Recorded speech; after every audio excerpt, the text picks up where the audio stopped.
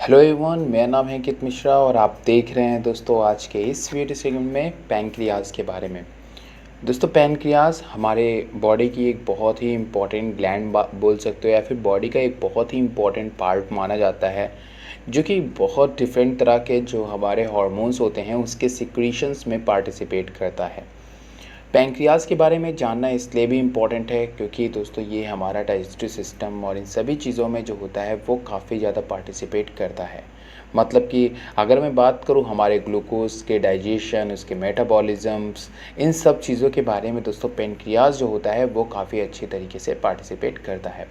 Pancreas दोस्तों हमारा basically exocrine और एंडोक्राइन दोनों तरीके के ग्लैंड्स के रूप में जाना जाता है और इसमें बहुत सारे ऐसे पार्ट्स होते हैं जो हमारे एक्सोक्राइन की तरह काम करते हैं। अब मैंने आपको एक्सोक्राइन के बारे में बता दिया है कि एक्सोक्राइन क्या होता है, तो आपको पहले से जानना पड़ेगा कि एक्सोक्राइन क्या चीज़ें होती हैं। ठीक है, तो डग टू डग जो चीज़ें होती दैट्स हमारा एक्सोक्राइन। और जो चीज़ें हमारे ब्लड से रिलेट करती हैं, ब्लड और हमारे जो टिश्यूज़ या फिर जो हमारी ग्लैंड होती है उनके बीच में जब कम्युनिकेशन होता है, तो इस तरीके की चीज़ों को हम लोग बेसिकली क्या कहते हैं कि ये हमारी एंडोक्राइन सिस्टम के अंतर्गत आती हैं। अब यहाँ पे जो पैनक्रियाज होती है वो दोनों तरीके से काम में आती है, एक्सोक्राइनली भी और हमारी एंडोक्राइनली भी। मतलब कि एक्सोक्राइन की तरह भी काम में आती है और साथ में एंडोक्राइन की तरह भी काम में आती है। अब यहाँ पे आपको ध्यान में ये रखना है कि आखिर जो एंडोक्राइन वाला पोर्शन है वो कौन सा होता है और एक्सोक्राइन वाला पोर्शन वो कौन सा होता है, क्योंकि अभी आपको पढ़ना क्या है, एंडोक्राइन सिस्टम आप पढ़ रहे हो। तो अगर आप एंडोक्राइन सिस्टम पढ़ रहे हो तो आपको एंडोक्राइन वाले पार्ट के बारे में ही एक्सप्लेनेशन सुनने को मिलेगी। तो सबसे पहले दोस्तों अगर मैं बात करूँ तो यहाँ पे आपको एक स्ट्रक्चर दिखाई दे रहा होगा, जिसमें कि ये वाला जो स्ट्रक्चर आपको दिखाई दे रहा है ये हमारा नॉर्मल ड्यूडेनम जिजुनम है, जो भी है ड्यूडेनम है, ये हमारा स्प्लीन है और ये वाला जो एरिया है आपका ये हमारा क्या है, पैनक्रियाज है। अब यहीं पे आप देख रहे हो काफ़ी हमारी एक्टिनर सेल्स होती हैं। ये जो एक्टिनर सेल्स होती हैं, एक्टिनी होती हैं, यही हमारी बेसिकली होती हैं एक्सोक्राइन ग्लैंड। ठीक है, यही क्या होती है हमारी बेसिकली एक्सोक्राइन ग्लैंड होती हैं। और इनके किनारे किनारे जो चीज़ें आपको दिखाई दे रहा है, गोल गोल राउंड राउंड से स्ट्रक्चर, यही चीज़ हमारी जो होती है वो क्या होती है, एंडोक्राइन ग्लैंड होती है। तो इस चीज़ को आपको बेसिकली ध्यान में रखना है। अब मैं एक एक करके लाइनों को पढ़ता हूँ और आपसे बातें करता हूँ कि आखिर क्या क्या चीज़ें यहाँ पे आपको देखने को मिलती हैं। Pancreas act as both exocrine and endocrine gland. जैसा कि मैंने आपको कहा कि ये दोनों तरीके से काम में करती हैं, एक्सोक्राइनली भी और एंडोक्राइन की तरह भी। Pancreas are arranged in clusters और called acini. The acini produce digestive enzyme which flow into gastrointestinal tract through a pancreatic duct. ठीक है, एक्नी हमारे कुछ डाइजेस्टिव एंजाइम सिक्रेट करती हैं जो कि डक्ट टू डक्ट हमारे इंटेस्टाइनल ट्रैक्ट में मूवमेंट करती हैं। ठीक है, पैनक्रियाटिक डक्ट के थ्रू। आगे कहते हैं scattered throughout the pancreas between the acini are clustered. Acini यहाँ पे क्लस्टर्ड के फॉर्म में होते हैं और आइलैंड और endocrine cells known as islands of Langerhans, जो कि हमें यहाँ पे दिखाई दे रही है। यहाँ पे क्या होता है, क्लस्टर्स के फॉर्म में चारों तरफ से आपको जस्ट जहाँ पे एक्नी होती है वहीं पे उसी वाले पोर्शन के पास में हमें कुछ ऐसा स्ट्रक्चर राउंड सा दिखाई देता है, सर्कुलर सा दिखाई देता है, और इसको हम लोग बेसिकली पैंक्रियाटिक आइलेट्स भी कहते हैं और इसी को हम लोग लैंगरहैंस, आइलेट्स ऑफ लैंगरहैंस के भी नाम से जानते हैं। This islet make up about 1% of the total pancreatic mass. ये तकरीबन जो भी हमारा पैनक्रियाज होता है उसका तकरीबन 1% जो होता है वो हमारे किसका होता है, लैंगरहैंस का होता है, लैंगरहैंस, आइलैंड ऑफ लैंगरहैंस का होता है। ठीक है ना, तो या फिर आप बोल सकते हो कि पैनक्रियाटिक आइलेट्स का होता है। तो ये चीज़ आपको ध्यान में रखनी है। क्या क्या चीज़ें मैंने आपको अभी तक बता दी कि कौन सा हमारा एंडोक्राइन है, कौन सा हमारा एक्सोक्राइन है। तो हमारा जो आइलैंड ऑफ लैंगरहैंस होता है वो बेसिकली एंडोक्राइन की तरह काम में पार्टिसिपेट करता है। और जबकि अगर मैं बात करूँ एक्टिनर सेल या फिर एक्नी, तो ये हमारे एक्सोक्राइन की तरह काम में पार्टिसिपेट करते हैं। Each pancreatic islets include 4 type of hormone secreting cells. अब ये हमारी जो पैनक्रियाटिक आइलेट होती है ये बेसिकली 4 डिफरेंट टाइप्स की पैनक्रियाटिक सेल जो होती हैं वो बनाती है। मैंने इसको जूम करके दिखाया, ये देखिए हमारा आइलेट होता है और इसको हमने जूम किया है अभी, और जब मैं जूम कर रहा हूँ तो इसको मैंने इस तरीके से इमेज के फॉर्म में आपको दिखा रहा हूँ। तो यहाँ पे आप देख रहे हो हमारा ये हमारे बेसिकली क्या है, आइलेट ऑफ लैंगरहैंस है। या फिर आप इसको पैंक्रियाटिक आइलेट्स भी बोल सकते हो। यहाँ पे आपको बहुत डिफरेंट तरह के कलरफुल स्ट्रक्चर दिखाई दे रहे हैं। उन्हीं स्ट्रक्चर के बारे में हम लोग यहाँ पे मेंशन करने वाले हैं क्या क्या होता है। सबसे पहले टाइप की जो यहाँ पे सेल पाई जाती है वो पाई जाती है अल्फा सेल। क्या पाई जाती है? Alpha cell. अल्फा सेल जो होती है वो तकरीबन 70% बनाती है आइलेट्स का। पैंक्रियाटिक आइलेट्स के सेल जो होते हैं तकरीबन 70%, ठीक है ना। It constitute alpha और A cell constitute about 70% of pancreatic islet cells and secrete glucagon। और जो अल्फा सेल होती है वो बेसिकली क्या काम करती है? ग्लूकैगॉन सिक्रीट करती है। इस इंपॉर्टेंट पॉइंट को आप ध्यान में रख लोगे। तो अल्फा सेल क्या कर रही है? ग्लूकैगॉन सिक्रीट करने का काम करती है। इस चीज़ को आपको सबसे पहली बात नोटिस करनी है। दूसरी जो सेल होती है वो होती है हमारी बीटा सेल। अभी जो बीटा सेल होती है, बीटा और B cell constitute about 70% of pancreatic islets. ये 17% और ये हमारा 70% है। 70% जो पैंक्रियाटिक आइलेट्स की सेल होती हैं दैट्स इज बीटा सेल। और ये जो बीटा सेल होती हैं ये बेसिकली क्या सिक्रीट करती हैं? इंसुलिन सिक्रीट करती हैं, जो कि हमारे ग्लूकोज के लेवल को रेगुलेट करता है सेल के अंदर।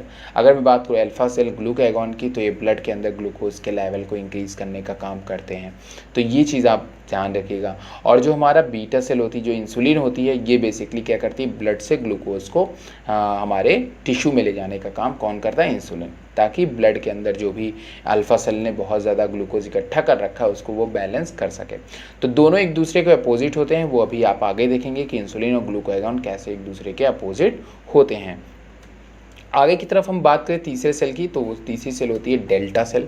डेल्टा और D cell constitute about 7% of pancreatic islet cells and secrete inhibits secretion of insulin and glucagon and slow absorption of nutrients from gastrointestinal tract. Delta cell जो होती है वो बेसिकली क्या करती है कि जो भी हमारे पैंक्रियाटिक आइलेट्स होते हैं वहाँ से जो हमारा इंसुलिन और ग्लूकैगॉन सिक्रीट होती है उसको थोड़ा सा ये क्या कर देते हैं? इनहिबिट कर देते हैं। क्या कर देते हैं? इनहिबिट कर देते हैं, जिससे कि गैस्ट्रोइंटेस्टाइनल ट्रैक्ट में जो हमारा जो नरिशमेंट हम लोग एब्जॉर्व करते हैं, चाहे फिर वो ग्लूकोज का एब्जॉर्प्शन हुआ या फिर जो भी हुआ, वो क्या हो जाता है? उसकी एब्जॉर्प्शन क्या हो जाती है? स्लो हो जाती है। तो डेल्टा सेल बेसिकली क्या करता है कि हमारे बाकी हार्मोन्स जो हैं जैसे इंसुलिन और ग्लूकैगॉन है, तो इनके जो सिक्रीशन होता है उसको क्या करता है? इनके सिक्रीशन को कहीं ना कहीं स्लो कर देता है, स्टॉप कर देता है, जिससे कि जो ग्लूकोज वगैरह का जो हमारा एब्जॉर्प्शन है वो क्या हो जाता है? काफ़ी ज़्यादा कम हो जाता है, या फिर न्यूट्रिएंट्स वगैरह का जो एब्जॉर्प्शन है वो कम हो जाता है। वहीं तीसरी तरफ अगर हम बात करें एफ सेल की तरफ, तो F cell secrete pancreatic polypeptide. ये कुछ इंपॉर्टेंट प्रोटीन सिक्रीट करते हैं। Pancreatic polypeptide inhibit somatostatin secretion. तो ये क्या करता है? जो पैंक्रियाटिक पॉलीपेप्टाइड होता है इनहिबिट सोमैटोस्टैटिन सिक्रीशन। एक हार्मोन्स होता है जिसको हम लोग बेसिकली कहते हैं सोमैटोस्टैटिन। इस हार्मोन्स के सिक्रीशन को ये क्या कर देते हैं? इनहिबिट करते हैं। Gallbladder contraction and secretion of digestive enzyme by pancreas. इनका और भी काम होता है, जैसे कि गॉल ब्लैडर जो होता है हमारा, उसको बेसिकली ये कॉन्ट्रैक्शन करने का भी काम करते हैं। गॉल ब्लैडर आप सभी लोग जानते हो, तो उसको कॉन्ट्रैक्शन करने का काम करते हैं, साथ में सिक्रीशन ऑफ डाइजेस्टिव एंजाइम, और बहुत सारे डाइजेस्टिव एंजाइम के सिक्रीशन में भी पार्टिसिपेट करते हैं। तो यहाँ पे मैंने आपको 4 बेसिकली सेल के बारे में बताया। अल्फा सेल ग्लूकैगॉन सिक्रीट करता है, जो कि हमारे ब्लड के अंदर ग्लूकोज के लेवल को मेंटेन करता है, बढ़ाता है। वहीं दूसरी तरफ बीटा सेल है, ये हमारा तकरीबन 70% सेल जो होती हैं वो आइलेट्स और पैंक्रियाटिक आइलेट्स में वो किसकी होती हैं? बीटा सेल की होती हैं। और ये बेसिकली क्या सिक्रीट करते हैं? इंसुलिन सिक्रीट करते हैं। और उसके बाद हमारा होता है delta cell. Delta cell basically 7% होती है पैंक्रियाटिक आइलेट्स का। ये क्या करती है कि हमारे इनहिबिट सिक्रीशन ऑफ इंसुलिन और ग्लूकैगॉन के सिक्रीशन को कहीं ना कहीं इनहिबिट करती हैं, ताकि एब्जॉर्प्शन थोड़ा सा स्लो हो जाए। तो ये बेसिकली हमारी कुछ इंपॉर्टेंट सेल थे जिनके बारे में जानना ज़रूरी था। अब यहाँ पे हम लोग बात करते हैं ग्लूकैगॉन की। देखिए दोस्तों, यहाँ पे जैसे कि मैं अभी आपको नॉर्मली बताता, एक वे में बता रहा हूँ मैं आपको कि ग्लूकैगॉन, इट्स अ ग्लूकैगॉन। अब देखो, जैसे कि मैंने भी आपको ये कहा कि हम लोग अभी बात कर रहे हैं नॉर्मली तरह से कि ग्लूकैगॉन क्या होता है, कैसे इसका बॉडी पे इफेक्ट करता है। लेकिन अब ग्लूकैगॉन के अंदर बहुत सारे ऐसे पाथवेज होते हैं जो कि अगर आप पढ़ोगे तो काफ़ी बड़ा हो जाएगा, ठीक है। तो ये एक प्रेसाइज वीडियो है, केवल हार्मोन्स का है, तो आप यहाँ पे हार्मोन्स को देखोगे, बाकी जो भी प्रोसीजर्स वगैरह हैं उनमें मैं एक आध प्रोसीजर्स आपको बता दूंगा कि किस तरीके से होता है, एक आइडिया दे दूंगा, बाकी आपको खुद सारे प्रोसीजर को पढ़ने। जैसे कि यहाँ पे बहुत सारे नाम दिए गए हैं, जैसे ग्लाइकोजीनोलिसिस है, ग्लाइकोजेनेसिस है, ग्लाइकोनियोजेनेसिस है, और यहाँ पे ट्राइग्लिसरॉल हाइड्रोलिसिस है, ग्लाइकोलिसिस है। तो ये सारी चीज़ें हैं। अब ये सारे जो पाथवे हैं आपके सामने, ये सारे पाथवे अफेक्ट होते हैं ग्लूकागॉन से, इसमें नो डाउट है। लेकिन मैं आपको इन सारे पाथवे को नहीं बता सकता एक वीडियो के अंदर, क्योंकि फिर उसके लिए आपको ग्लाइकोजिनोलिसिस के पाथवे को अलग बताओ, फिर ग्लाइकोजेनेसिस पाथवे को अलग बताओ, है ना। तो ये सारी जो चीज़ें हैं ये मैं आपको एक कॉमन वे में आपको बता दूंगा कि आखिर ये कैसे काम में करती हैं, और ताकि आप एक सिंपली आइडिया इससे निकाल सको। सबसे पहले आपको ये पॉइंट बहुत इंपॉर्टेंट है, इसको जानोगे। और जो इसमें सबसे ज़्यादा इंपॉर्टेंट पॉइंट है वो पहला ही है कि जो ग्लूकागॉन होता है उसका इफेक्ट हमारे इंसुलिन के इफेक्ट से जस्ट उल्टा होता है। मतलब ऐसी जो जो चीज़ें होंगी जो हमारा इंसुलिन बढ़ाएगा उसको ये हमेशा घटाएंगी, और ऐसी जो जो चीज़ें हैं जो ग्लूकागॉन बढ़ाएगा उसको इंसुलिन क्या करेगी, घटाएगी। जैसे कि ग्लाइकोजीनोलिसिस। ग्लाइकोजीनोलिसिस इज़ अ मैकेनिज्म जिसके बारे में मैंने आपसे आगे मेंशन किया हुआ। ये है क्या है, हमारा ग्लाइकोजीनोलिसिस ही है। लेकिन मैंने केवल एक ही पाथवे आपको बताया है, सारे पाथवे को नहीं बताया। सारे पाथवे इसी तरह से काम में करेंगे ऐसी बात नहीं है, लेकिन आपको बस एक मोटी मोटी सी बात जाननी चाहिए कि जो हमारा ग्लूकागॉन होता है वो बेसिकली ग्लाइकोजीनोलिसिस को क्या करता है, प्रमोट करता है, इंक्रीज़ कर देता है हमारे ब्रेकडाउन ऑफ ग्लाइकोजन को ग्लूकोज में। ठीक है, मतलब ग्लाइकोजन को ग्लूकोज में तोड़ने के लिए ये इंक्रीज कर देता है, मतलब कि बढ़ावा देता है। एटा स्टिमुलेंट काम करता है, एटा स्टिमुलस काम करता है, मतलब स्टिमुलेट करता है हमारे ग्लाइकोजन को ग्लूकोज में बदलने के लिए।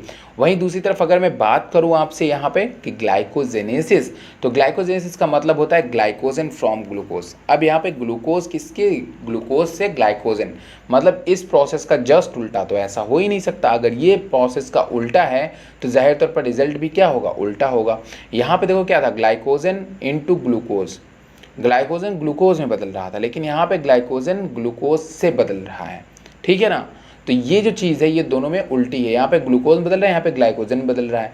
तो यहाँ पे क्या होगा, इंक्रीज अगर हो रहा है ये प्रोसेस, मतलब ग्लूकोज बनना क्या हो रहा है, इंक्रीज हो रहा है, लेकिन यहाँ पे ग्लाइकोजन बनना क्या हो रहा है, इनहिबिट हो रहा है, डिक्रीज हो रहा है। तो ये बेसिकली किसको बढ़ावा देते हैं, ग्लूकोज के बढ़ने को बढ़ावा देते हैं। कहाँ पे, ब्लड में। जबकि ये ग्लाइकोजन को क्या कर देते हैं, कम कर देते हैं, क्योंकि ग्लाइकोजन हमारी टिश्यू के अंदर बनेगी, और जब वो टिश्यू के अंदर बनेगी तो जाहिर तौर पर उसका लेवल काफ़ी कम होगा। तभी क्यों, क्योंकि ये हमारा क्या है, ग्लाइकोजन है, ग्लूकागॉन है, और ग्लूकागॉन का सेल के अंदर कॉन्सेंट्रेशन से कोई मतलब नहीं होता है। उसका वो कहाँ पे उसका कौन करता है काम, उसका काम करती है हमारी इंसुलिन। सेल के अंदर जो ब्लड से ग्लूकोज लेके आने का काम करती है वो कौन करता है, इंसुलिन। अभी आप उसके पाथवे को देखोगे तो समझ जाओगे। उसके बाद यहाँ पे आपके सामने ग्लूकोनियोजेनेसिस।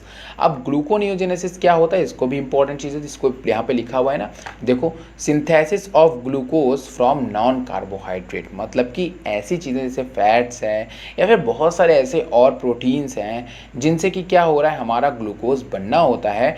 जब इस तरह के प्रोसेस से क्या करते हैं, ये बढ़ावा देते हैं, इंक्रीज़ करते हैं। ग्लूकोनियोजेनेसिस को क्या करते हैं, ग्लूकागॉन इंक्रीज़ करते हैं कि भाई आप ग्लूकोनियोजेनेसिस करके ग्लूकोज बनाओ। ठीक है ना, सिंथेसिस ऑफ ग्लूकोज करो।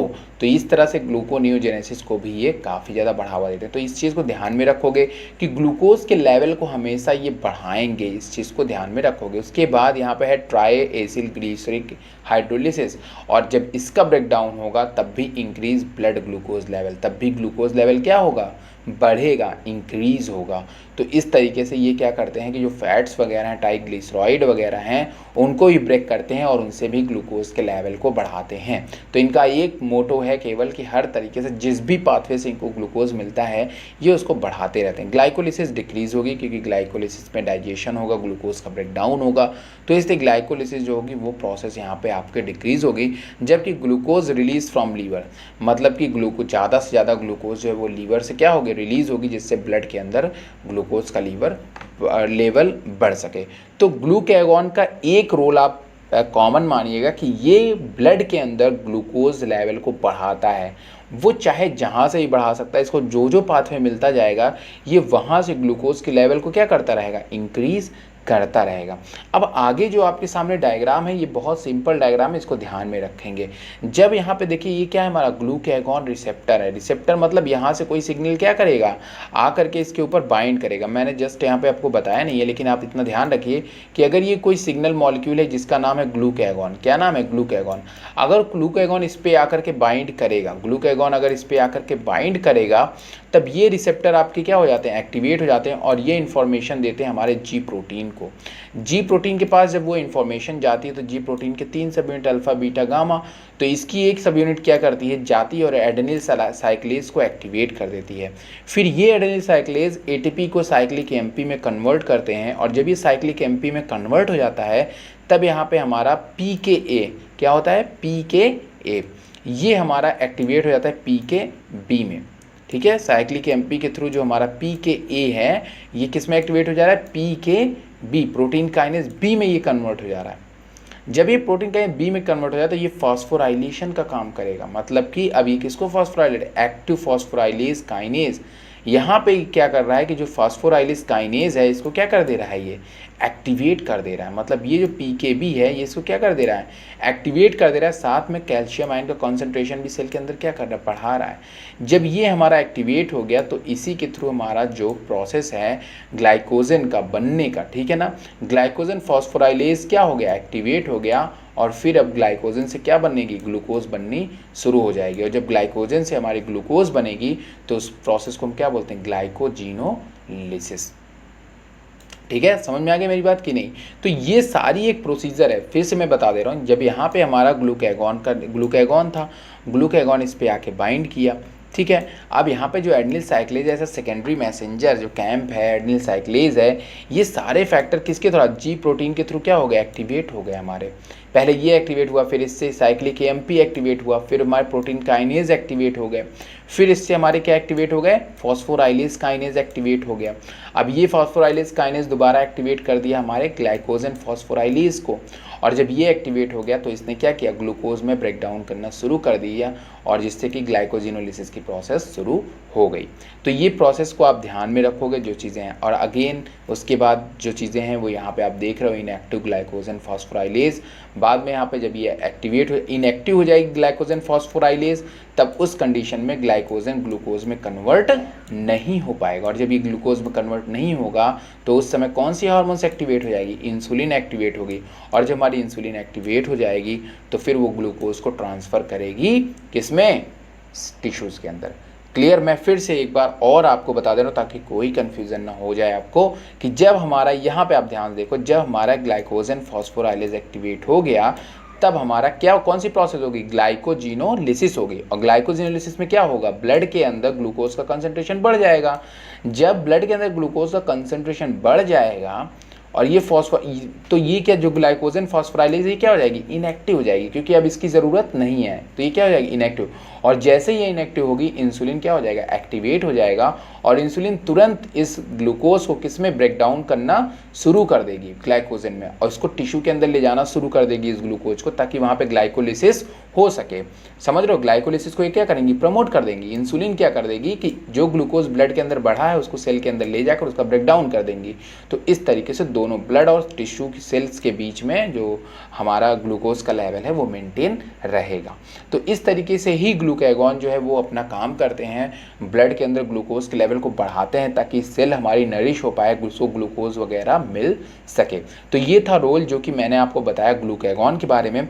ये वाला पॉइंट आपको सभी के सभी ध्यान में रखना है कि किसको इंक्रीज़ करता है और किसको डिक्रीज़ करता है, क्योंकि यही पॉइंट आपके लिए काफ़ी ज़्यादा इंटरेस्टिंग और इम्पॉर्टेंट पॉइंट बनेगा। ठीक है, तो ग्लूकैगॉन के बाद अब हम लोग बात करने वाले हैं इंसुलिन हार्मोन्स के बारे में। तो सबसे पहले हमें इस चीज़ को ध्यान में रख लेना है कि इंसुलिन जस्ट अपोजिट फंक्शन करेगा हमारे ग्लूकैगॉन के। और एक चीज़ और आपको जो मेन इंपॉर्टेंट चीज़ अपने दिमाग में रखनी है वो ये रखनी है कि इंसुलिन जो है वो ब्लड के ग्लूकोज को, बहुत इंपॉर्टेंट बात है, इसको ध्यान सुनिएगा, ब्लड में इंक्रीज ग्लूकोज जो कि ग्लूकैगॉन के द्वारा ब्लड में ग्लूकोज का लेवल बढ़ गया है, उस ग्लूकोज को ये ट्रांसफ़र करेंगी बगल वाली सेल में या टिश्यूज़ में, जिससे कि ब्लड के अंदर ग्लूकोज का लेवल क्या हो जाएगा, बैलेंस हो जाएगा सेल के मुकाबले। और सेल को भी बदले में क्या हो जाएगी, एटीपी मिल जाएगी, क्योंकि जब ग्लूकोज ब्रेक डाउन होगा तो एटीपी मिलेगी उसको कि नहीं मिलेगी। तो इस तरीके से दोनों हार्मोन्स का बैलेंस होना ज़रूरी है। ग्लूकागॉन अपना काम करता है, फिर अपने फंक्शंस को क्या कर देता है, निगेटिव फीडबैक के थ्रू बंद करवा देता है। और फिर उसके बाद जब इंसुलिन, तब उसके बाद किसका काम आता है, इंसुलिन का काम आता है। फिर इंसुलिन अपना काम करता है, फिर जब ग्लूकोज का लेवल ब्लड में गिर जाता है फिर इंसुलिन अपने काम को बंद कर देता है, फिर ग्लूकागॉन। तो इस तरीके से दोनों एक दूसरे के एंटागोनिस्टिक काम करते हैं, लेकिन दोनों बॉडी के लिए ज़रूरी होते हैं। यहाँ पे अगर आप देखोगे तो क्या लिखा हुआ है, यहाँ पे सबसे पहले इंपॉर्टेंट चीज़ें देखते हैं क्या है। Insulin lowers blood glucose level by accelerating transport of glucose into cell। बता दिया आपको कि नहीं, ठीक है। ग्लूकोज को क्या करेंगी, सेल के अंदर ट्रांसफर करके जो ब्लड के अंदर जो ग्लूकोज लेवल है उसको लो कर देंगे। Insulin stimulates glycogenesis. Insulin glycogenesis को क्या कर रहा है, बढ़ावा दे रहा है in both skeleton muscle and liver, ठीक है ना। स्केलेटन मसल और लीवर के अंदर ग्लाइकोजेनेसिस को ये क्या करते हैं, बढ़ावा देते हैं, क्योंकि वहीं पे हमारे ग्लूकोज का क्या होता है, ब्रेकडाउन होता है। और ग्लूकोज का ब्रेकडाउन होना ज़रूरी है, क्योंकि अगर ग्लूकोज का ब्रेकडाउन नहीं होगा ग्लाइकोजन में या फिर अदर में, तो उस कंडीशन में दिक्कत ये आ जाएगी कि फिर भाई वो हमें सेल यूटिलाइज नहीं कर पाएगी उस सारी चीज़ों को। तो ये ग्लाइकोजेनेसिस को प्रमोट करते हैं, स्टिमुलेट करते हैं, जबकि दूसरी तरफ ग्लाइकोजेनेसिस को हमारे कौन रोकता था, ग्लूकागॉन डिक्रीज करता था। Insulin inhibit glycogenolysis. जो ग्लाइकोजिनोलिसिस हमारी ग्लूकागॉन बढ़ाता था, ये क्या करेगा, ग्लाइकोजिनोलिसिस को इनहिबिट करेगा। मतलब कि ग्लाइकोजिनोलिसिस में हमने क्या देखा, हमने देखा था कि उसमें ग्लूकोज से ग्लाइकोजन से क्या बन रहा है, ग्लूकोज बन रहा है, लेकिन ये यहाँ पे नहीं होगा। यहाँ पे ग्लूकोज का ब्रेकडाउन होगा, ग्लाइकोजन का नहीं। Insulin inhibit gluconeogenesis. ग्लूकोनियोजेनेसिस या फिर ग्लाइकोनियोजेनेसिस को भी ये ब्रेक करेंगे, इनहिबिट करेंगे इन द लीवर के अंदर। जबकि आप अगर ग्लूकागॉन में देख रहे थे तो ये क्या करते थे, ग्लूकोनियोजेनेसिस को प्रमोट करते थे, जिससे ये किसी भी चीज़ से या किसी भी पार्टिकल, किसी भी important component, non carbohydrated component से भी शुगर क्या कर देते थे, ग्लूकोज को क्या कर देते थे, बाहर निकाल देते थे, प्रोडक्ट के तरह उसको ग्लूकोज को यूज़ कर लेते थे। मतलब कि ग्लूकोज एक तरीके से ग्लूकोज को प्रोड्यूस करते थे, ठीक है, अदर सब्सटेंसेस से। तो ग्लूकोनियोजेनेसिस आप देख रहे हो, बताया था अभी। उसके बाद है the enhances the entry of fatty acid from blood into adipose tissue cell. ध्यान सुनना मेरी बात, the enhance the entry of fatty acid from blood into adipose tissue. Blood into adipose tissue, ये साथ में जो भी हमारा फैटी एसिड होता है उससे ब्लड जो शुगर जो फैट वगैरह है उसको ही ब्लड से एडिपोज टिश्यू में ट्रांसफ़र करने का काम करते हैं, ठीक है। क्लियर समझ में आ रही मेरी बात, मतलब ब्लड में जो भी हमारा शुगर वगैरह है उसको भी ट्रांसफ़र करने का काम करते हैं। एंड इंक्रीज लिपोजेनेसिस, और इसी चीज़ में हम बोलते हैं कि ये लिपोजेनेसिस को क्या कर देते हैं, प्रमोट करते हैं। इट इनहिबिट लिपोलिसिस, जबकि ये फैट के ब्रेकडाउन को क्या करते हैं, इनहिबिट करते हैं, क्योंकि फैट का ब्रेकडाउन होगा तो जाहिर तौर पे ग्लूकोज बनेगी और ये ग्लूकोनियोजेनेसिस जैसी प्रोसेस होगी, और जब ये ऐसी प्रोसेसेस होंगी तो जाहिर तौर पे ब्लड में ग्लूकोज का लेवल बढ़ जाएगा, जबकि इनका काम ब्लड में ग्लूकोज का लेवल बढ़ाना नहीं है। तो इस तरीके से ये लिपोलिसिस को भी क्या करती हैं, इनहिबिट करती हैं, उसको टूटने नहीं देती हैं, ठीक है ना, जिससे कि ग्लूकोज का लेवल ब्लड के अंदर बढ़ने नहीं पाता है। It stimulate protein synthesis and inhibit protein degradation. ये बहुत सारी प्रोटीन सिंथेसिस को स्टिमुलेट करती हैं और बहुत सारी प्रोटीन को डिग्रेडेट भी करती हैं। रीज़न है यार, जब ये प्रोसेस को इनको करना होता है, जैसे मान लो इनको ग्लूकोज के अपटेक करना है और उसके लिए चैनल बनाना है, तो ये कई दफ़े उसके बाद सेल की प्रोलिफरेशंस या बहुत सारे फंक्शन में पार्टिसिपेट करती हैं इंसुलिन, तो उसके लिए प्रोटीन सिंथेसिस को प्रमोट करती हैं, लेकिन उसी प्रोसेस के होने के बाद उसको डिग्रेडेट भी करने का काम इंसुलिन करती है। तो इस चीज़ को आप इतने फंक्शंस को इम्पोर्टेंटली जान लेंगे। अब यहाँ पे हम लोग जैसे ग्लूकागॉन में देखा था वैसे ही यहाँ पे भी हम लोग एक पाथवे देखेंगे। उसके पहले यहाँ पे इंसुलिन किस तरीके से हमें ऑब्टेन किया जाता है इसकी बात यहाँ पे आपसे की हुई है। सबसे पहली बात जानेंगे कि ये हमारा एक इंसुलिन है, रॉ इंसुलिन आप इसको बोल सकते हो। एक ऐसा इंसुलिन जिसके अंदर अभी मॉडिफिकेशंस नहीं हुए हैं, इसीलिए ये हमारा एक एक्टिव इंसुलिन के रूप में नहीं बोल सकते हैं। ये बेसिकली हमारा एक प्रो इंसुलिन है, ठीक है ना। जब ये हमारा एंडोप्लाज्मिक रेटिकुलम में जाता है तो यहाँ पे इसके कई जगह पे क्लीवेज देखने को मिलते हैं, मतलब इसको कई जगह से इसके पार्ट ब्रेक होते हैं और फिर ये इंसुलिन फाइनली कन्वर्ट हो जाता है हमारे एक इंसुलिन में। ठीक है, जो तीसरे नंबर पे आपको दिखाई दे रहा है यही वाला क्या होता है, ये हमारा एक एक्टिव इंसुलिन होती है जो कि किसके थ्रू जुड़ा होगा आपको दिखाई दे रहा है यहाँ पे, ये डाइसल्फाइड बॉन्ड के थ्रू जुड़े होते हैं। और इस चीज़ को आप देखते रहिए, यही हमारे क्या होते हैं, एक्टिव इंसुलिन होते हैं, जहाँ पे आपको पार्ट ए और पार्ट बी वाले आपस में जुड़े हुए दिखाई दे रहे हैं, जबकि सी वाला जो पेप्टाइड था वो क्या हो जाता है, रिलीज़ हो जाता है, वो हट जाता है। तो सी वाला पोर्शन जो सी पेप्टाइड है वो यहाँ से हट जाएगा, बाकी बचे हुए जो 2 फ्रैगमेंट है ए और बी, यही हमारे एक्टिव इंसुलिन होते हैं। ठीक है, ये चीज़ डायग्राम में आपसे यही बातें की गई हैं कि the linear protein contain a signal sequence which cleaved after protein enter into the ER. इनके पास में कुछ ऐसे सिग्नल्स सीक्वेंस होते हैं जो कि जैसे ये ईआर में जाते हैं उन सीक्वेंसेस के ऊपर क्या होता है, क्लीवेज पड़ना शुरू हो जाता है। और जैसे उनके ऊपर क्लीवेज पड़ता है, inside the ER the proinsulin fold two disulphide bond form between cysteines. यहाँ पे कहते हैं कि जो हमारे सिस्टीन्स होते हैं उनके बीच में हमें डाइसल्फाइड बॉन्ड देखने को मिलते हैं आपस में। देखो यहाँ पे डाइसल्फाइड बॉन्ड आपस में देखने को मिल गए, दोनों आपस में देखो डाइसल्फाइड बॉन्ड सिस्टीन से जुड़ गए। जब ये आपस में जुड़ गए तो ऊपर वाला पोर्शन क्या हो गया, पूरी तरीके से फ्री हो गया। यहाँ पे हमें क्लीवेज देखने को मिलती है और ये यहाँ से क्या हो जाते हैं, रिलीज़ हो जाते हैं।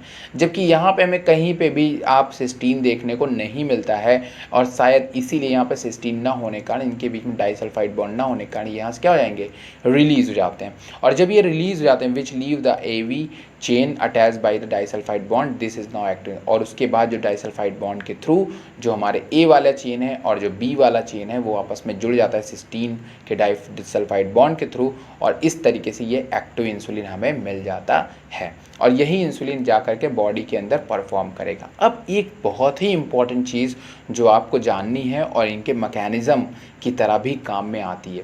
देखो, इंसुलिन का काम है ब्लड से ग्लूकोज लेवल को टिश्यू में, ब्लड से ग्लूकोज को लाना हमारे टिश्यू और सेल में। क्लियर, इतनी बात समझ रहे हो, जिससे कि ब्लड में ग्लूकोज का लेवल क्या हो जाएगा, घट जाएगा। ये भी बात आपको समझ में आ रही है।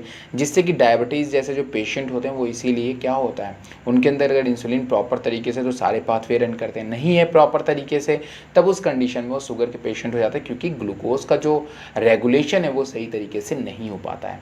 तो यहाँ पर क्या हो रहा है कि जो हमारा इंसुलिन है उसका बेसिकली काम यही होगा कि ये ग्लूकोज का अपटेक करेगा। क्या करेगा, ग्लूकोज का अपटेक करेगा। और ग्लूकोज के अपटेक के लिए इसको किसकी ज़रूरत होगी, आपको पता है प्लाज्मा मेम्ब्रेन पे क्या होता है, प्लाज्मा मेम्ब्रेन पे हमारा होता है चैनल। क्या होता है, चैनल, जो कि क्या करता है, किसी भी चीज़ को अंदर लाता है। तो यहाँ पे ग्लूकोज को अंदर लाने के लिए सेल में ग्लूट चैनल होते हैं। कौन से चैनल होते हैं, ग्लूट, GLUT, ग्लूट।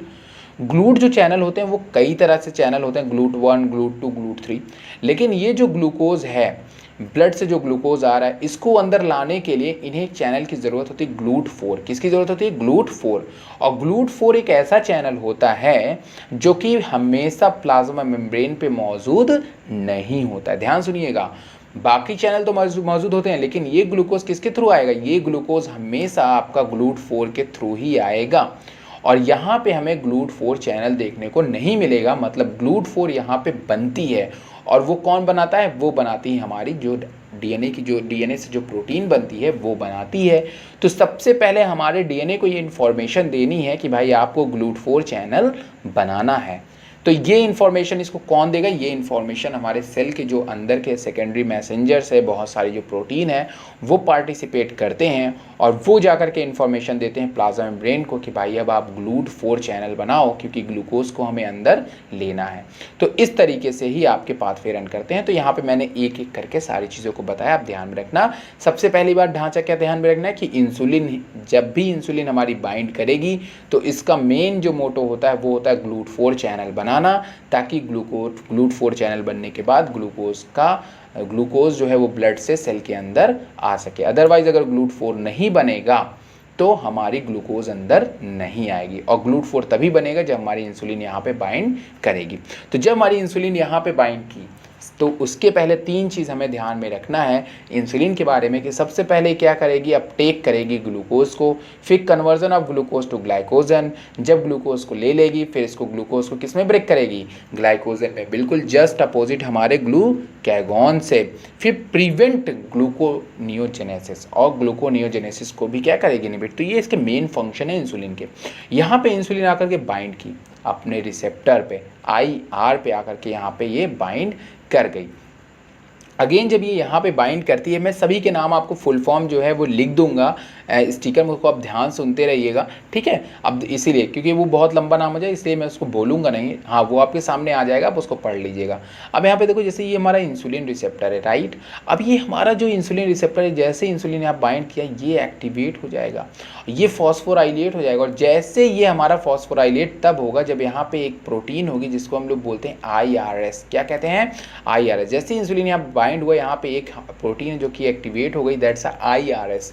IRS जैसे यहाँ पे एक्टिवेट हुई तो वो फॉस्फोराइलेट हो जाएगी। क्या हो जाएगी, फॉस्फोराइलेट हुई, और वो हमारी क्या हो गई, एक्टिवेट हो गई। जब यहाँ ये हमारी फॉस्फोराइलेट हो गई, एक्टिवेट हो गई, देन ये फॉस्फोराइलेट, ये IRS जाकर के फर्दर एक्टिवेट करती है PI3 काइनेज को। इसने क्या किया, किसको फॉस्फोराइलेट कर दिया, PI3 काइनेज को, PI3K को यहाँ पे इसने जाकर के फॉस्फोराइलेट कर दिया। और चूंकि ये क्या है, काइनेज है, क्या है ये, काइनेज, तो इसका भी काम क्या होगा, किसी ना किसी को फॉस्फोराइलेट करना। तो इसने एक प्रोटीन को फॉस्फोराइलेट किया PIP2 को, और देन PIP2 कन्वर्ट हो गया हमारा PIP3 में।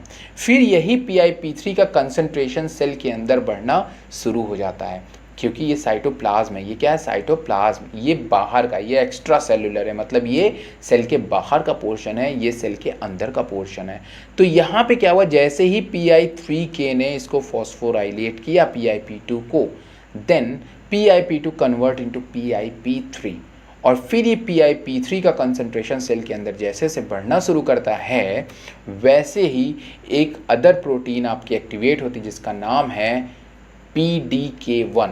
जब हमारी PDK1 जो होती है वो हमारी फॉस्फोराइलेट होती है, देन PDK1 के फॉस्फोराइलेट होने पे, क्योंकि ये भी एक काइनेज प्रोटीन होती है, ये जैसे ही फॉस्फोराइलेट होती है ये एक्टिवेट करती AKT को। किसको एक्टिवेट करती है, AKT को एक्टिवेट करती है। जब हमारा AKT एक्टिवेट हो जाता है तो AKT कई तरीके के फैक्टर्स जो है वो एक्टिवेट करता है, जैसे कि GLUT4। ये GLUT4 आगे जा कर के हमारे DNA से, मतलब ये ऐसी प्रोटीन बनाती है जो GLUT4 चैनल बनाने, यहाँ पे GLUT4 का मतलब ये नहीं GLUT4, यहाँ GLUT4 मतलब ये कुछ ऐसी प्रोटीन बनाती है जो कि आगे जा कर के बाइंड करेगी DNA पे, और फिर यहाँ पे हमारे उस प्रोटीन की सिंथेसिस होगी, मतलब कि उस mRNA की सिंथेसिस होगी, फिर उसकी प्रोटीन बनेगी, और फिर हमारे GLUT4 चैनल यहाँ पे बन जाएंगे। दूसरी तरफ यहाँ पे बहुत सारे अदर ट्रांसक्रिप्शन फैक्टर भी पार्टिसिपेट करते हैं। तो कैसे होता है, सबसे पहले जाता है GLUT4 वाले जो प्रोटीन होती है जो GLUT4 बनाएंगी, वो प्रोटीन जाते हैं DNA बाइंड करते हैं, उनका mRNA बनता है, फिर उनकी प्रोटीन बनती है, एंड देन वो प्रोटीन हमारी जाती है यहाँ पे आपके चैनल बना लेती है जो कि है GLUT4 चैनल। फिर इसी GLUT4 चैनल से बहुत ही आराम से ग्लूकोज हमारी अंदर आ जाती है, ठीक है। जबकि अगर मैं बात करूँ AKT की और रोल के, तो AKT और एक प्रोटीन की और एक फैक्टर और एक प्रोटीन सिंथेसिस करता है mTOR। क्या करता है, mTOR। ये mTOR सेल के बहुत सारे चीज़ों में पार्टिसिपेट करते हैं, जैसे कि आपके सेल ग्रोथ में, सेल प्रोलिफरेशन में। तो एक तरीके से इंसुलिन अदर इन सभी काम में भी पार्टिसिपेट करती है, cell growth, cell proliferation, cell motility, cell survival, protein synthesis, autophagy, transcription, इन सभी चीज़ों में भी ये पार्टिसिपेट करते हैं। जब ब्लड के अंदर जब सेल के अंदर हमारे ग्लूकोज का लेवल मेंटेन हो जाता है, तो ये सारी प्रोसेस जो होती है वो क्या हो जाती है, टर्न ऑफ हो जाती है। और उसको टर्न ऑफ करने के लिए mTOR जो है वो काफ़ी फैक्टर रिलीज़ करता है, मतलब AKT काफ़ी फैक्टर जो होता है वो रिलीज़ करता है, जिससे कि हमारी ये प्रोसेस दोबारा से बंद हो जाती है और ग्लूकैगॉन की प्रोसेस दोबारा स्टार्ट हो जाती है। ये कहते हैं when the amount of glucose in the blood increase, जब हमारे ग्लूकोज में ब्लड में ग्लूकोज का अमाउंट इंक्रीज होता है, insulin reaches that glucose to tissue from blood. जो इंसुलिन होता है फिर वो क्या करता है, उस ग्लूकोज को किसके अंदर ट्रांसफ़र करता है, टिश्यू के अंदर ट्रांसफ़र करना शुरू कर देता है। Glucose transport blood between blood and cell is accomplished by means of plasma membrane bound carrier protein known as GLUT transporter GLUT4। और आपको पता है कि ग्लूकोज तभी आ सकती है जब यहाँ पे GLUT4 चैनल हो। तो मेन हमें क्या करना था, GLUT4 बनाना था। GLUT4 बनाने के लिए किसकी जरूरत पड़ी, इंसुलिन की। अगर इंसुलिन ना आकर के बाइंड करता तो GLUT4 यहाँ पे किसी भी कीमत पे नहीं बन सकता था। इस चीज़ को आप ध्यान में रखेंगे। अब यहाँ पे आप नेक्स्ट बात करने वाले हैं regulation of glucagon and insulin secretion. हमने यहाँ पे दोनों को सामने रखा हुआ है, और जब मैंने यहाँ पे दोनों को सामने रखा हुआ तो आपको पता लगेगा कि आखिर ये एक दूसरे के दुश्मन कितने ज़्यादा होते हैं। सबसे पहले अगर मैं बात करूँ ग्लूकागॉन की, तो glucagon low blood glucose stimulate alpha cell to secrete, ठीक है ना। ये क्या होता है, लो ब्लड ग्लूकोज। जब हमारे ब्लड का लेवल ब्लड में ग्लूकोज का लेवल लो होगा तो ग्लूकागॉन एक्टिवेट होगा, और जब ग्लूकागॉन एक्टिवेट होगा कौन सिक्रीट करेगा, अल्फा सेल सिक्रीट करेगी। Glucagon act as hepatocyte to induce glycogenolysis. ध्यान में रखिएगा, पूछ सकता है कि ग्लाइकोजिनोलिसिस को कौन बढ़ावा देता है, तो ग्लूकागॉन देता है। ग्लूकोनियोजेनेसिस को कौन बढ़ावा देता है, ग्लूकागॉन देता है। इस चीज़ को आप ध्यान में रखेंगे। Glucose release by hepatocytes raised blood glucose level to normal. जब हमारे हिपैटोसाइट्स जो हैं वो हमारे क्या करते हैं, ग्लूकोज रिलीज्ड बाय हिपैटोसाइट, जो ग्लूकोज है वो जब हमारी हिपैटोसाइट जो कि ब्लड बनाती हैं जब वो रिलीज़ करती हैं, तो जिससे कि ब्लड के ग्लूकोज का लेवल क्या हो जाता है, बढ़ जाता है। दैट्स और इसमें इंपॉर्टेंट रोल कौन प्ले करता है, ग्लूकागॉन करती है। If blood glucose level continue to rise, अगर ग्लूकोज लेवल लगातार बढ़ रहा है तो इस केस को हम लोग बोलते हैं hyperglycemia, inhibit release of glucagon. Then जो हमारी हाइपरग्लाइसीमिया होती है वो उसको क्या करेगी, इनहिबिट करेगी। जबकि अगर लो ब्लड ग्लूकोज है तो दैट्स हाइपोग्लाइसीमिया, और अगर हाई ब्लड ग्लूकोज लेवल है तो उसको हम लोग बोलते हैं बेसिकली हाइपरग्लाइसीमिया। तो यहाँ पे हाइपरग्लाइसीमिया बेसिकली क्या करेगी, ग्लूकागॉन को जब जैसे ये हमारी जो ब्लड का जो ग्लूकोज लेवल है जो हाई हो जाएगा, हाइपरग्लाइसीमिया का केस हो जाएगा, तो उस समय ग्लूकागॉन काम करना बंद कर देगी। मतलब भाई अब ग्लूकोज का लेवल ब्लड में ज़्यादा हो गया है, अब आप काम करना बंद कर दो। वहीं दूसरी तरफ इंसुलिन की बात करें तो अगर कहीं पे भी ब्लड में हाई ग्लूकोज लेवल कहीं पे देखने को मिल रहा है, फिर हाइपरग्लाइसीमिया देखने को मिल रहा है, तो भैया इंसुलिन तुरंत एक्टिवेट हो जाती है। बीटा सेल तुरंत इंसुलिन को सिक्रीट करती है कि भैया ग्लूकोज ब्लड के अंदर ग्लूकोज बढ़ रहा है, इसको जाकर के मेंटेन करो। ये जाती है ग्लाइकोजिनोलिसिस की प्रोसेस को इनहिबिट करती है, ग्लूकोनियोजेनेसिस को बंद करती है, स्लो करती है। बाकी ये ग्लाइकोलिसिस को बढ़ावा देती हैं, और इस तरीके से ग्लाइकोजेनेसिस को बढ़ावा देती हैं। ग्लाइकोजेनेसिस को बढ़ावा देने के बाद ये ग्लूकोज को ग्लाइकोजन में ब्रेक करने का काम करती हैं, जिससे कि ये फिर से हमारे जो ब्लड का जो ग्लूकोज बढ़ा हुआ होता है उसको ब्रेक करती हैं, और ब्रेक करके उनके जो ग्लूकोज का लेवल है ब्लड में उसको क्या करती हैं, लेवल फॉल्स, मतलब लेवल को घटा देती हैं। तो अगर लगातार ब्लड को ये ब्रेक करती रहेंगी, जिससे कि ब्लड का जो ब्लड में जो ग्लूकोज का कंसंट्रेशन है वो कम हो जाएगा, तो इस केस को हम लोग बोलते हैं हाइपोग्लाइसीमिया। और जैसे ही हाइपोग्लाइसीमिया केस आएगा, हमारी इंसुलिन काम करना बंद कर देगी, क्योंकि वो अपना काम पूरा कर चुकी होगी। तो ये था दोस्तों वीडियो। आज की वीडियो में मैंने आपसे बात की ग्लूकागॉन और इंसुलिन के बारे में। कोई भी चीज़ जाननी हो, वीडियो थोड़ा लंबा है, तो कोई भी चीज़ अगर आपको अच्छे से जाननी है तो थोड़ा सा पसंद करना पड़ेगा यार। और अगर आपको वीडियो पसंद है शेयर करिएगा, सब्सक्राइब कर लीजिएगा चैनल को, ताकि आपको और ज़्यादा अच्छे वीडियो मिले। सब्सक्राइब जरूर कर दीजिएगा, लोग सब्सक्राइब बहुत ही कम करते हो यार। मतलब मैं बहुत ही घंटों लगा के वीडियो बनाता हूँ और आप लोग सब्सक्राइब नहीं करते, तो सब्सक्राइब कर दीजिए ताकि ऐसे ही नोटिफिकेशन अच्छे अच्छे आपको मिलते रहें। Thank you very much.